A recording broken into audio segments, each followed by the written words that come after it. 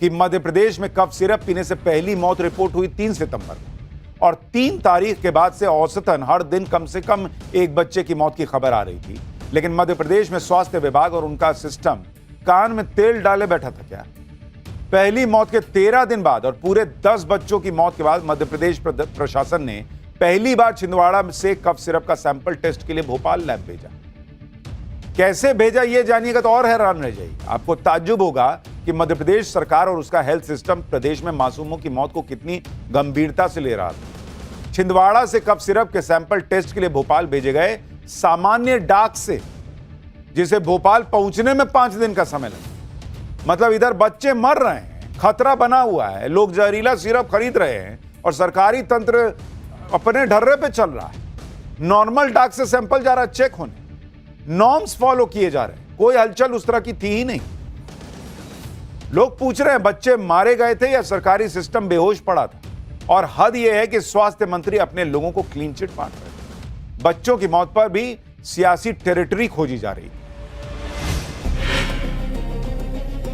विकास की सारी चमकदार तस्वीरें धुंधली हो जाएंगी, अहंकार से भरे सारे पुल, आत्मश्लाघा से भरी तमाम मीनारें ढह जाएंगी जब मध्य प्रदेश के स्वास्थ्य मंत्री, उनके डिपार्टमेंट और उनके कारकुनों की बच्चों की मौत के दौरान बरती गई सुस्ती को आप देखेंगे।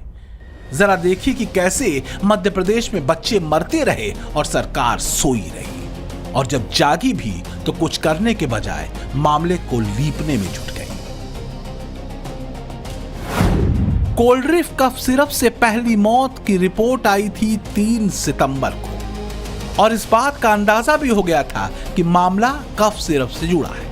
और 3 तारीख के बाद से औसतन हर दिन कम से कम एक बच्चे की मौत की खबर आ रही थी। सोचिए कि 3 से 16 सितंबर के बीच 10 बच्चों की मौत हो चुकी थी, लेकिन सरकार सोई हुई थी और उसकी नींद खुली भी तो इस पूरे मामले पर फौरन कार्रवाई करने की बजाय सरकार मौत के आंकड़े छिपाती रही।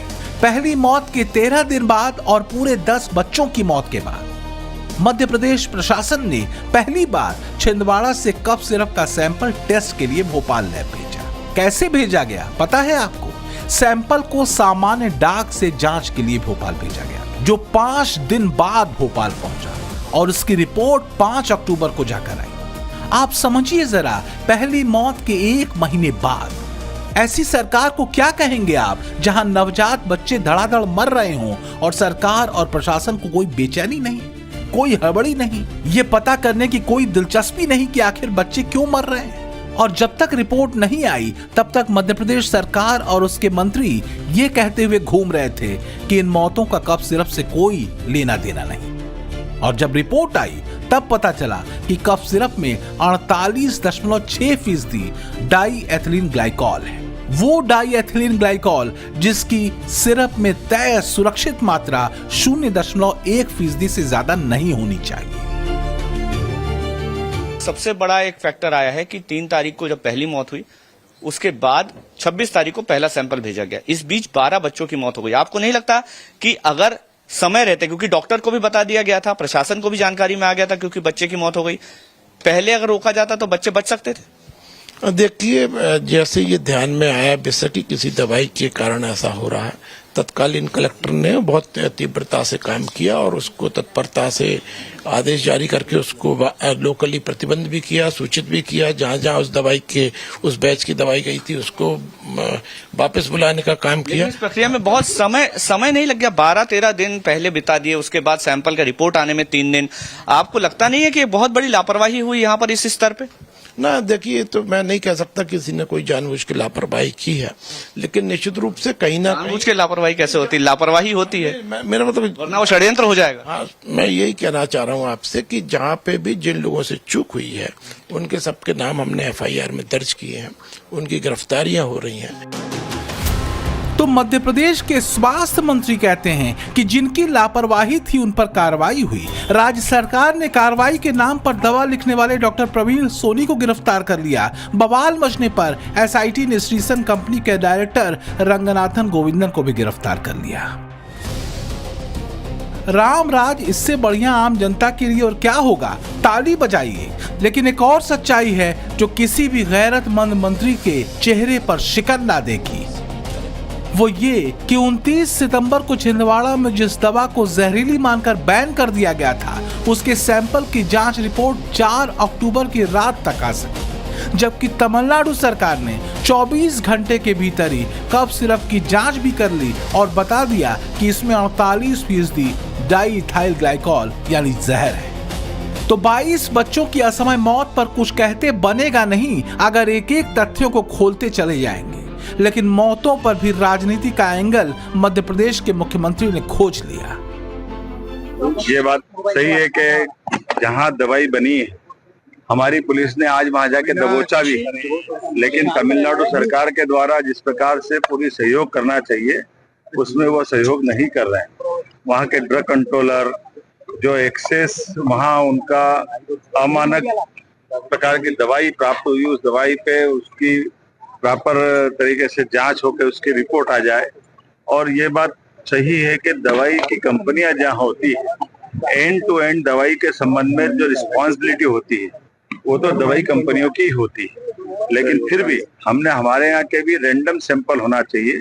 रैंडम सैंपल में भी गलतियां हुई तो हमने ड्रग कंट्रोलर को भी हटाया, असिस्टेंट ड्रग कंट्रोलर को भी सस्पेंड किया है। यहाँ ये याद दिलाना जरूरी है मध्य प्रदेश सरकार को कि जांच रिपोर्ट आने के 24 घंटे के भीतर तमिलनाडु सरकार ने श्रीसन फार्मास्यूटिकल के प्रोडक्शन और बिक्री पर प्रतिबंध लगा दिया था, जबकि मोहन यादव वाले मध्य प्रदेश के सिस्टम का आलम यह रहा कि छिंदवाड़ा से जब संदिग्ध दवाओं के सैंपल भोपाल की लैब में भेजे गए तो कोल्ड्रिफ और नेक्स्ट्रा डीएस सिरप की जांच की बजाय ड्रग अथॉरिटी के सो कॉल्ड एक्सपर्ट दूसरी दवाओं के सैंपल 5 दिनों तक जांचते रहे और तमिलनाडु की रिपोर्ट आने के बाद कोल्ड्रिफ की जांच की गई। तो क्या सरकारी महकमे ने अपने गोल के कारकुनों को बचाने के लिए बलि के बकरे के तौर पर चुना छिंदवाड़ा के डॉक्टर प्रवीण सोनी को, जो सरकारी डॉक्टर होने के अलावा प्राइवेट प्रैक्टिस भी कर रहे थे? जो ये पूरा मध्य प्रदेश का इशू है, इसमें हर पार्ट पे government officials, drug regulatory authority, सारे लोग इसमें इन्वॉल्व हैं। चूंकि इन सारे लोगों को प्रोटेक्ट करना है तो कैसे किया जाए, तो उसके लिए एक जो चेहरा आईना सामने लाता है कि ये डॉक्टर ने चला दिया, डॉक्टर तो जहर लिख रहा है यार, डॉक्टर ने तो जहर चला दिया, आप जहर बेच रहे हो, आप जहर को बिकने दे रहे हो, आप अपने तरफ से किसी को कुछ बता नहीं रहे हो।